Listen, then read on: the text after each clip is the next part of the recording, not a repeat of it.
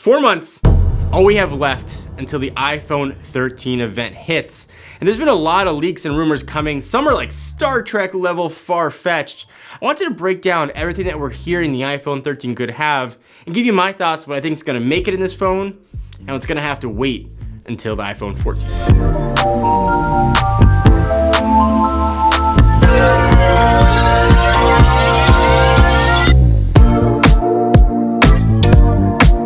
Out of all the rumors, all the leaks on the iPhone 13, this is the one that I'm here the most for. ProMotion display, 120 hertz, finally making its way to the iPhone. So that's the good news. The bad news is it looks like that tech is only going to be on the Pro line. So regular Pro and Pro Max.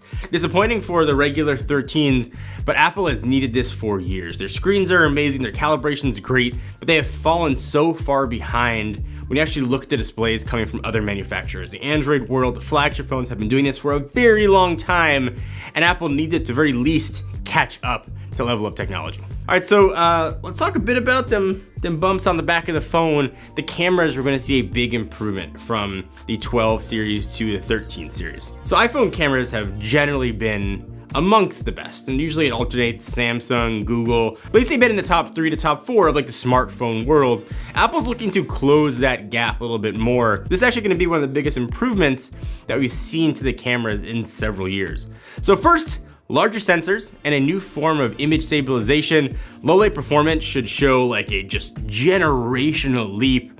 You might even see astrophotography mode make its way this year. So alongside the new sort of camera sensors, we might also see Apple debut in a portrait video mode, which will probably use the best parts of computational photography, sort of mimic the depth of field you get from a dedicated video camera, honestly, like the ones we're using with here.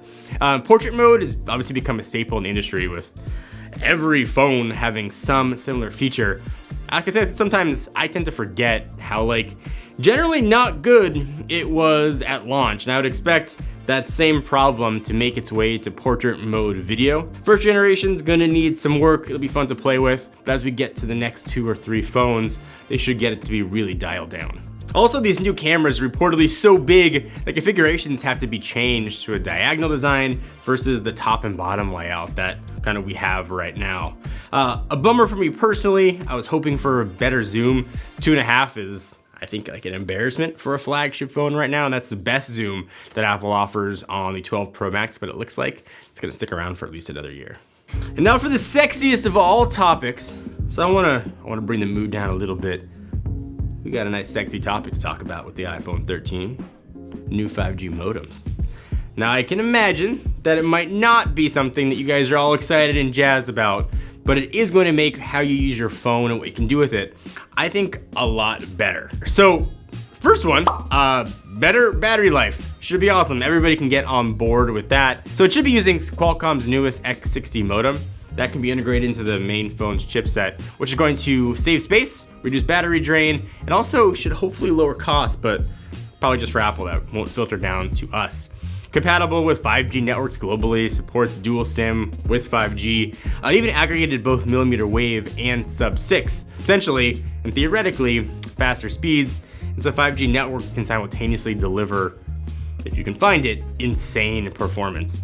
Also of note, this might be either the last or second to last 5G modem that we see from Qualcomm. If you remember a couple years ago, Apple bought Intel's chip business. We should see that make its way into iPhones around 2023. So I've considered MagSafe to be a feature that has a lot of potential. Right now it's borderline useful. It's nice to kind of slap that charger on, but that's mostly it. Sort of manufacturers and Apple has been slow to roll out new MagSafe things. But I think with the iPhone 13, we'll start to see that MagSafe promise start to be fulfilled, especially as it looks like Apple wants to do away eventually with that ports. Perhaps with the iPhone 13, we may even see data transfer for MagSafe, which I think would be certainly the harbinger of all ports disappearing. But until we get to that point, we can look forward to the magnets being stronger. When I say stronger, I only mean the magnetic pull of them, the actual magnetizing part. Another benefit of kind of what I'm calling MagSafe 2.0 will also be increased efficiency of around 20%. We'll have to wait and see if that translates to 20% faster charging or just 20% stronger connection. So before we keep going about Apple event stuff, I did want to take a break. I've been doing stuff on camera for a very long time, and I haven't always taken the best care of my skin. I have some spots under my eyes, some sun damage, something I need to be more aware of, especially as I get older. Recently, I've been trying a line of products from a company called Geology, and they offer a variety of different stuff, from night treatments to acne treatments and things in between. And I found it, at least in now the about 9 days I've been using it, to actually really be able to see a difference in that short amount of time. So most nights I've been using their 2-step regimen. It's a face wash and then a night cream. I've been actually taking it to a 3rd step. There's a eye cream as well. I don't sleep that well. I've sort of been pretty vocal about having insomnia. So something under my eyes has helped me not have like gigantic black spots. Fortunately, I am done with my acne phase of life, but I certainly went through it a few years ago. And they do offer a really solid acne treatment as well. So if you want to give it a shot, and I think you should, we'll put a link down below or on screen. You'll get 40% off your first trial set, making it a really affordable way to try to help your skincare. Your skin is the only set you get, and it's kind of what you show to the world. So I'm learning to take better care of my skin, and maybe you guys can too. So we've seen the dummy models of the iPhones, and they're a little bit of a thicker boys, and hopefully that is for larger batteries, and rumors coming out tend to back that up. It's not gonna be like a huge order of magnitude bigger, but rumors are around 3 to 5% for each phone, so whatever extra milliamp hours they can put in there, I think is obviously good for everybody. So since the iPhone 10, a hallmark of iPhones has been Face ID and the notch. We're coming one step closer to a notchless future. At least from the renders, it looks like the earpiece has been moved to the bezel of the iPhone, making the notch to finally shrink for the first time in years. I'm really interested to know if the notch bothers you guys anymore. I think it bothered me at first. Now I don't even notice it. Personally though, I would much rather the tech advance to the point where it totally goes away and the camera and all the sensors go under the display versus sort of the top notch, but that's still years away, but I think eventually we will get there. But at least shrinking it is a step in the right direction.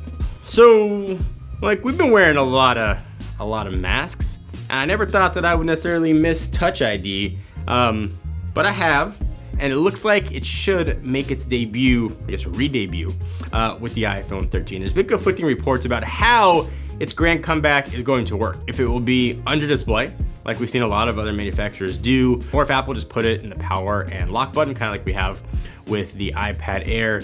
Either way though, it looks like Touch ID plus Face ID will be here. So redundancy is awesome. You can choose what you want to use. If you don't have an Apple Watch, you had no other way to unlock your phone if you're wearing a mask than typing in your password. So more security and options for the user, I'm all here for.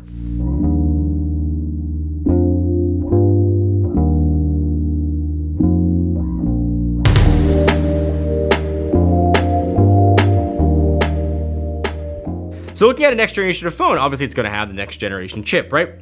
A14 this year, A15 next year. But you might think like I did, that it would make sense for, Tim Cook to come like Mission Impossibling down, pulling out the M1 chip out of like a MacBook Pro and dropping it into the iPhone 13. Does not appear to be the case, at least not yet. I think the A15 will be the last generation of the A chip, then ultimately it will move to probably the M2 or M3 with whatever comes after the iPhone 13. So obviously though, the Pro models are going to have that higher refresh screen, which are awesome, but the downside of that, it's also kind of a battery hog. So we're hearing rumors that the Pro models will be 15 to 20% more power efficient to offset that battery consumption. I don't know why that would make its way to the iPhone 13 line and just have like baller battery life, but at the very least, you shouldn't see an impact on battery life from the iPhone 12 Pro line to the iPhone 13 Pro line, despite ProMotion making its way. Also, if you're a fan of little phones, and it doesn't appear that there are many of you, this also looks like it's going to be the last year of the Mini. So if you want a diminutive little phone, pick it up this year because it looks like Apple's putting that on the scrap heap pretty soon. We should also see a 1 terabyte option make its way to the iPhones. First time that has ever debuted. That is a huge amount of storage that's going to come with a giant price point. But if you like to store all of your 500 gigabytes of pictures locally on your phone, you can do that now. but man, I bet that's gonna carry like an $800 premium over the entry level. And every year for new iPhone, at least for the past few years, Apple's had a new color. We should see matte black and even kind of an orange bronze this type of year, which I think sounds pretty awesome. I'd love to see jet black make a return, but you know, matte black everything, I guess, and it should look really nice to have different color options. We'll probably see the blue that made its debut with the iPhone 12 Pro line go away though, and replaced with whatever new colorway comes next. So like, we're shaping up to have a pretty big Apple event. We're not gonna have new radical designs or design changes like we saw from the 11 to the 12, but at the very least, new phone hardware that refines what we already have. That's kind of been what Apple's known for.